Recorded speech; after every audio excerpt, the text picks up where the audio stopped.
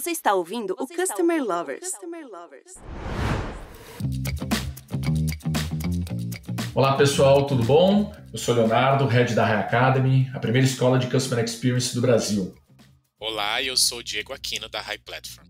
Customer Centric, né, Diego? É um dos termos do momento, né? Principalmente pela importância de manter uma cultura centrada no cliente em um momento tão competitivo do mercado que estamos vivendo. Porém, a busca pelos resultados pode atropelar essa estratégia. E quanto mais a companhia cresce, mais aumentam as chances da cultura do cliente ir se perdendo ao longo do tempo, algo que se tornará um problema. Exatamente, Léo. Isso porque a experiência do cliente está muito ligada à fidelização desse consumidor. Além disso, a cultura centrada em resultados muitas vezes se sobressai às outras estratégias de Customer Experience. Então, para discutir sobre esses impasses, vamos conversar com o Mauro Bisato. Ele é CEO da Donus, braço financeiro do Grupo Ambev. Mauro, seja muito bem-vindo ao podcast Customer Lovers. Eu queria que você contasse um pouquinho aí da sua experiência profissional e também da Donus. Legal, Diego. Obrigado, Léo. Deixa eu contar um pouco de mim aqui. Eu estou como CEO da Donus, né, que você falou, é uma plataforma, é uma fintech da Ambev, tá? Mas eu tenho, nos últimos 20 anos, eu praticamente construí minha carreira no mercado financeiro, né? Comecei trabalhando na American Express, que é uma empresa de cartão de crédito bem tradicional. Depois passei por bancos. E nos últimos 10 anos eu tenho feito bastante criação de startup, né? Não startup muito de venture capital, mas sim focado em corporate ventures, que são startups que nascem a partir de um grande conglomerado. Então isso vem sendo a minha tona aqui nas últimas 4 empresas que eu passei. E é muito rico, porque trata-se de empresas novas, esse tema que a gente vai falar aqui de cultura de cliente, como a empresa é nova, você tem que aportar esse conhecimento e essa importância desde o início da criação da empresa. Então, acho que vai ser bem legal o papo aqui. Então vamos começar falando um pouco desse tema. Na sua opinião, qual o papel da cultura interna quando pensamos em ofertas de experiências relevantes para o cliente?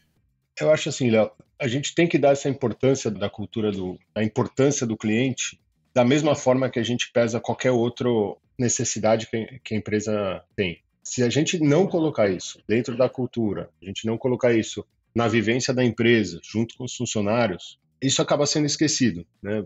Principalmente empresas novas passam por um turbilhão de coisas ao mesmo tempo.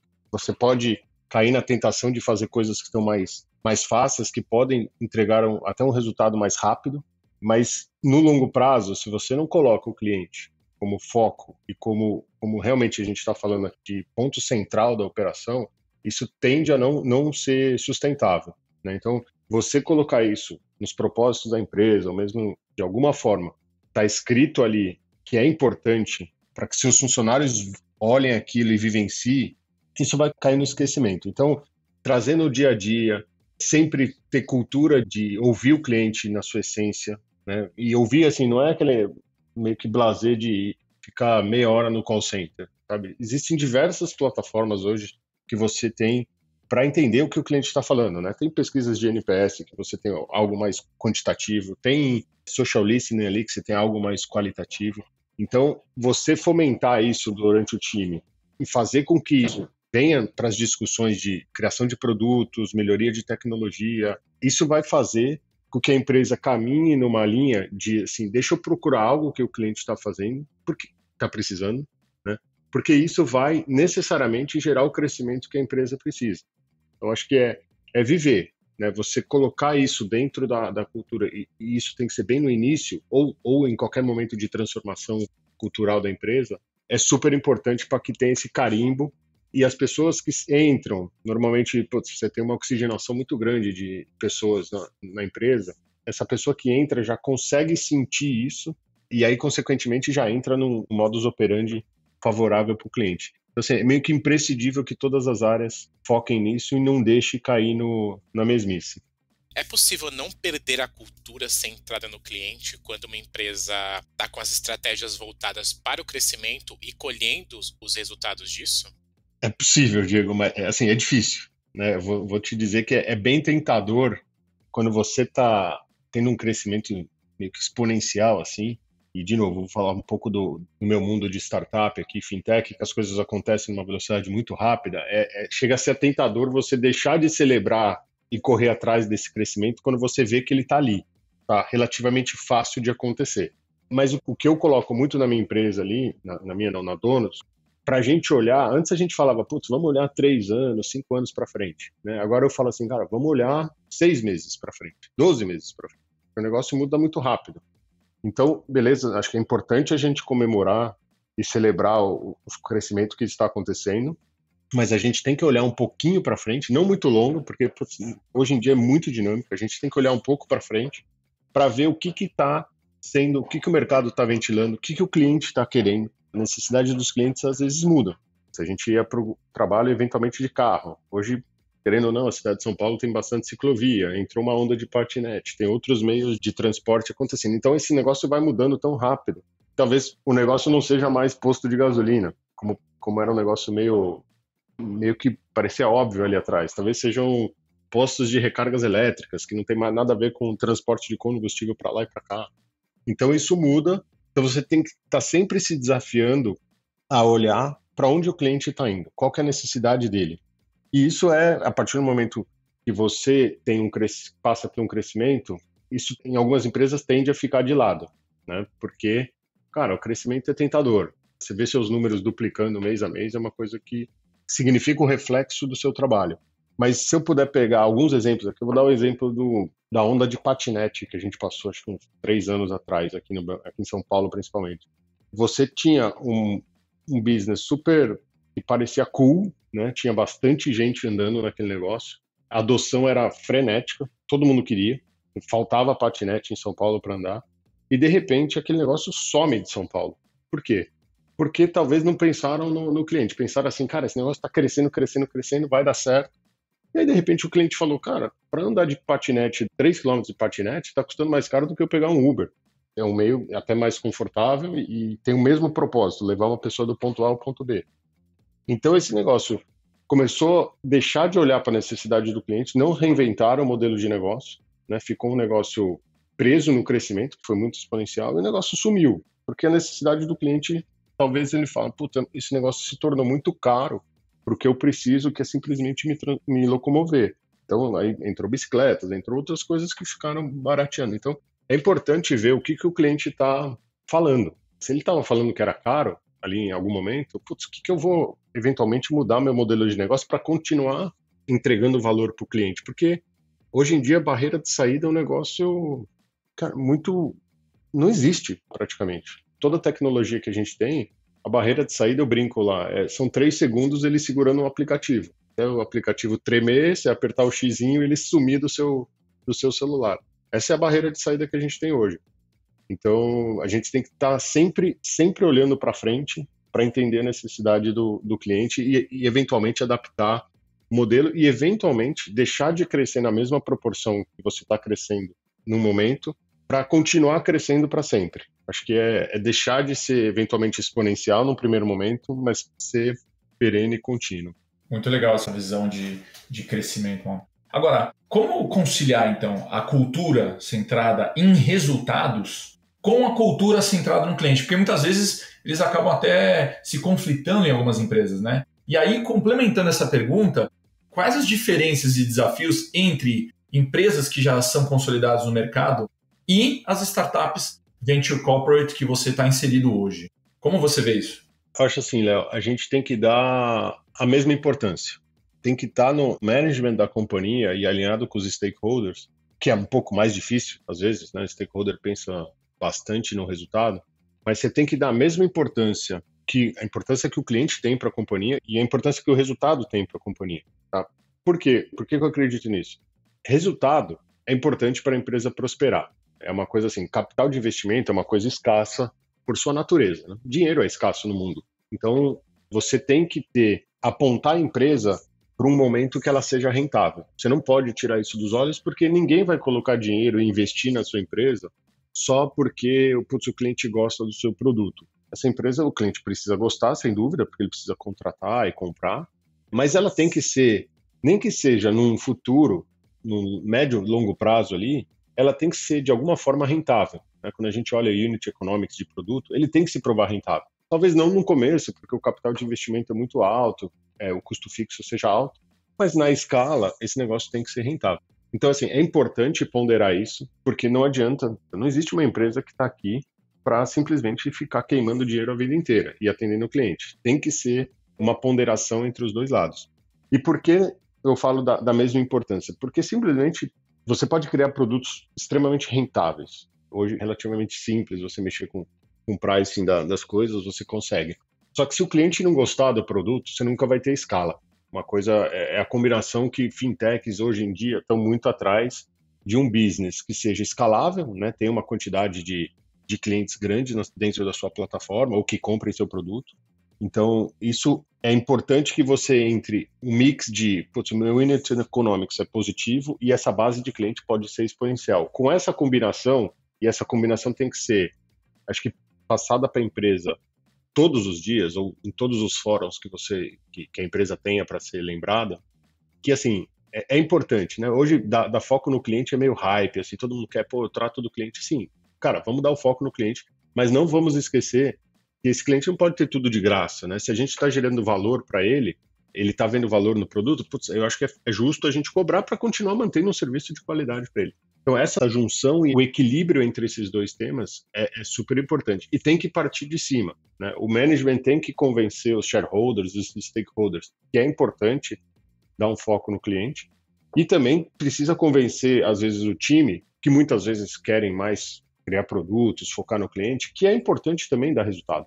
Porque essas coisas juntas vão levar a empresa mais longe. E aí, pegando um pouco do gancho da sua segunda pergunta, que é como que isso acontece nas empresas mais estabelecidas e estão acontecendo na fintech, eu acho que existe exatamente uma inversão das coisas, dos pesos, vamos dizer assim, nesses dois tipos de empresa. Fintechs, elas são pouco, por sua natureza, porque elas estão ali para resolver um problema que eventualmente exista e ninguém pegou esse problema ainda do cliente, né? Então elas são muito voltadas para o cliente. Você vê a maioria das fintechs queimando caixa por anos e anos. E do outro lado, você tem outras empresas que, se já são consolidadas, já estão aí há algumas décadas, que para ficarem décadas existindo, elas estão dando resultado por décadas, elas estão meio que pensando ao contrário.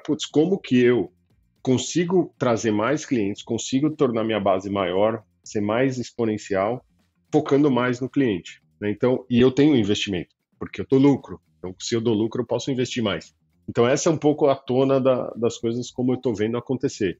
As grandes corporações tentando um olhar mais próximo do cliente, porque tem um P&L saudável, e as startups ainda não olhando muito para o P&L, né? Focado muito na experiência do cliente, na usabilidade e tudo mais.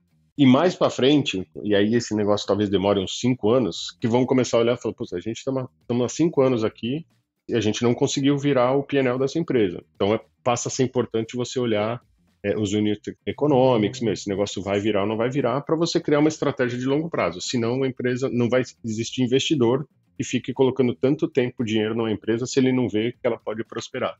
Então, acho que esse é o mundo que a gente está vivendo agora, de conflitos entre esses dois tipos de empresa. Não é conflito, né? Acho que é um tema saudável que cada um está tentando se ajustar à sua realidade. Mauro, para você, empresas que estão em processo de franco crescimento podem contribuir para uma cultura mais centrada no cliente? É muito improvável uma empresa que está crescendo, está num processo de franco crescimento, ela não está focada no cliente. Eu acho que isso é uma equação que não fecha. Porque, de novo, as barreiras de saída para um cliente hoje, elas são N. Você tem muita facilidade para ele mudar de um produto para o outro, de um serviço para o outro.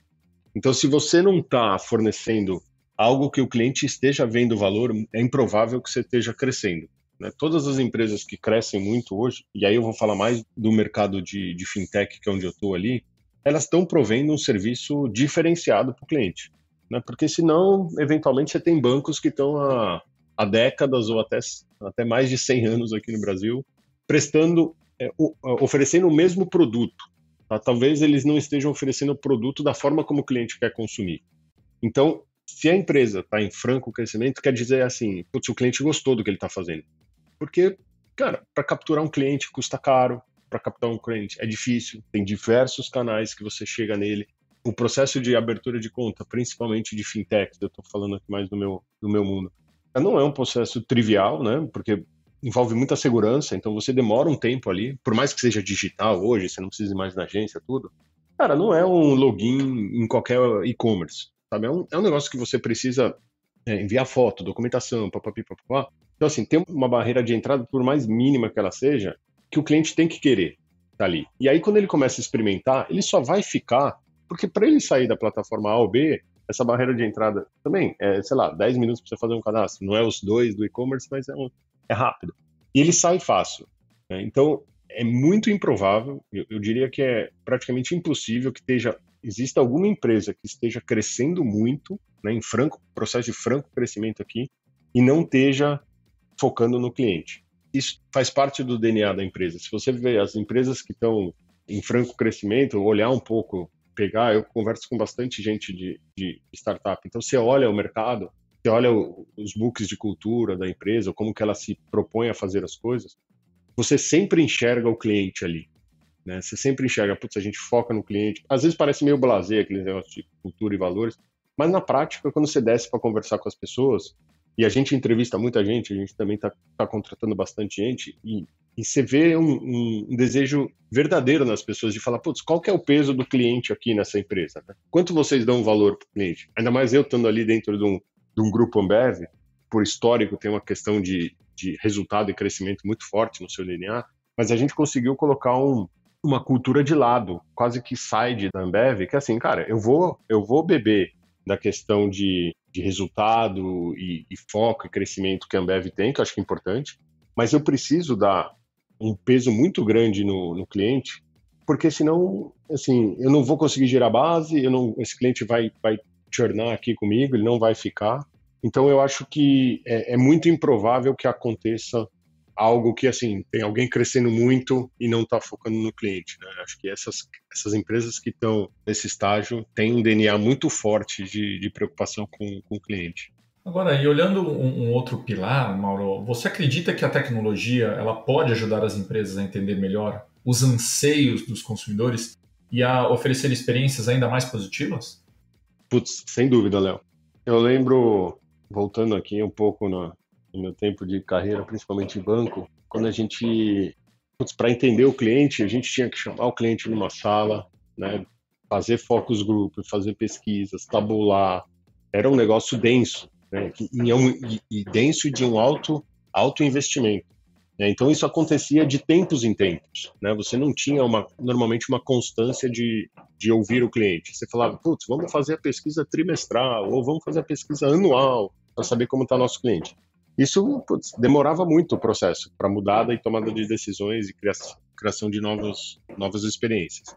Agora, o que a gente tem? Tem uma ferramenta de social listening, ou seja, temos todas as mídias sociais aí que nós estamos nela não simplesmente para colocar nosso posicionamento de marketing ou divulgar campanhas. A gente está lá muito para ouvir o cliente. Né? O que tem mais rico nessas redes sociais para mim é o que o cliente está falando da gente. Porque o meu time de CX, ele está lendo aquilo e está trazendo para os times de produtos falando, cara, tem muita gente falando disso. Então, a questão das mídias sociais, pesquisas online, que hoje eu não preciso chamar mais gente em sala, a gente pesquisa, monta, a gente tem frequência de fazer isso mensalmente. Às vezes, dependendo do produto que a gente está, produtos recém-lançados, a gente faz isso quinzenalmente para saber como que o produto está indo. Tem a métrica de NPS, que acho que hoje virou, todas as empresas estão olhando nisso.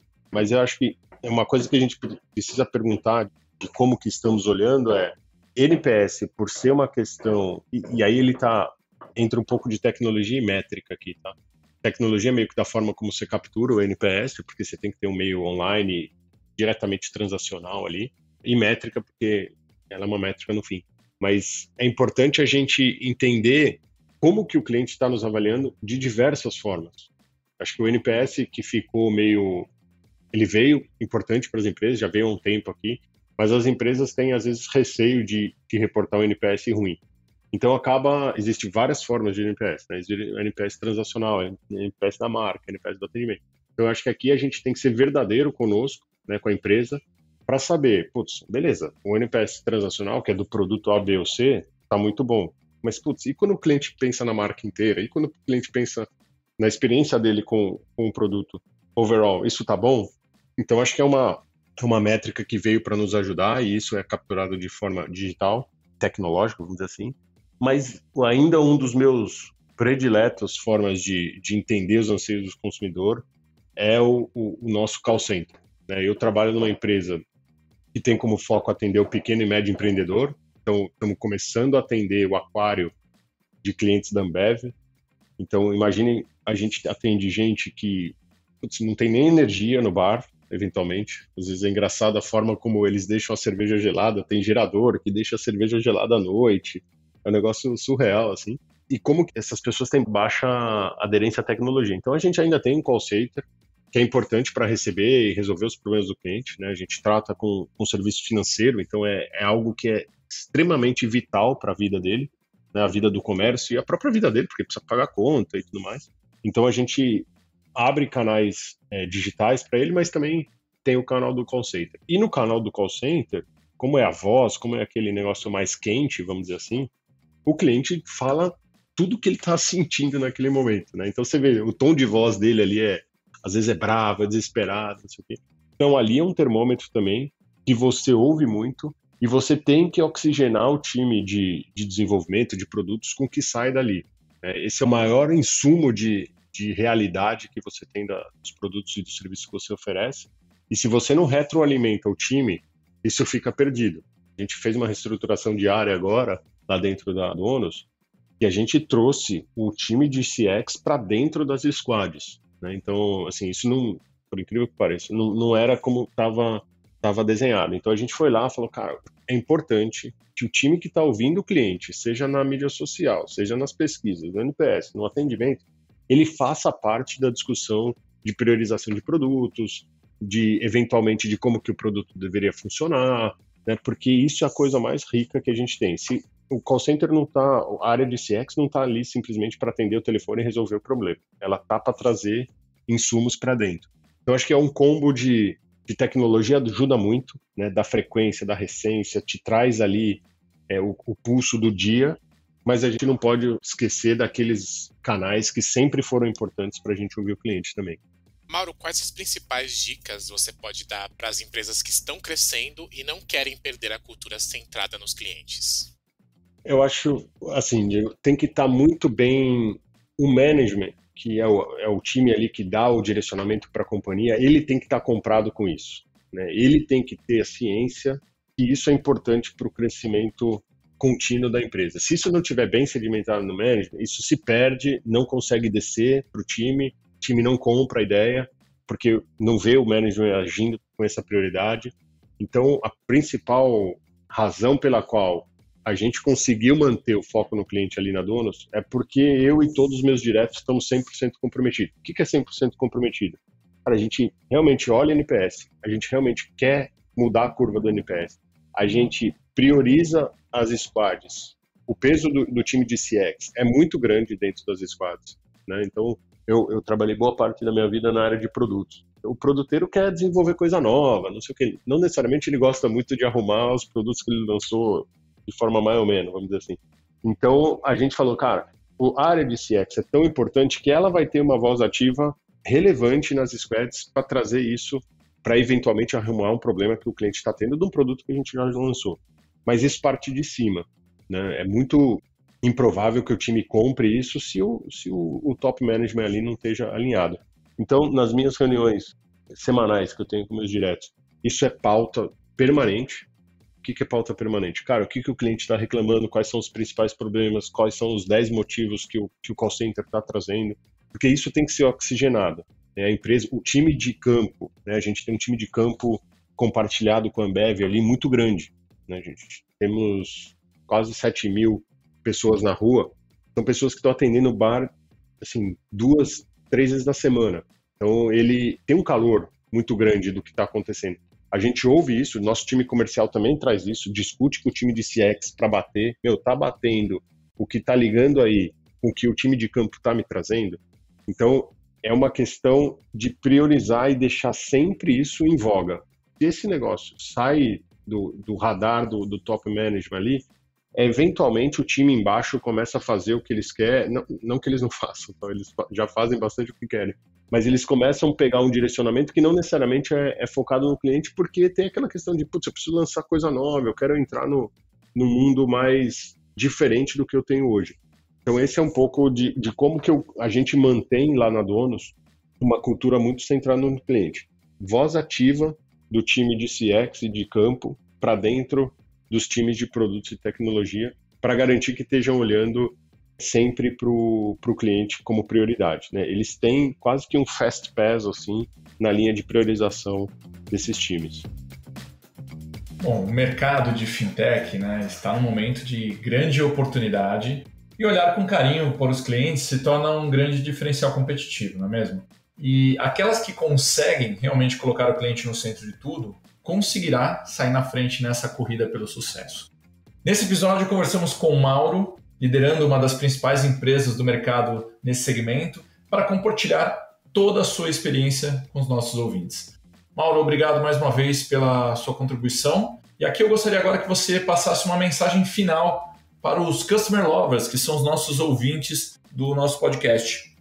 Bom, Léo, primeiro obrigado, Léo, Diego, pela oportunidade aí, compartilhar um pouco do que estamos fazendo.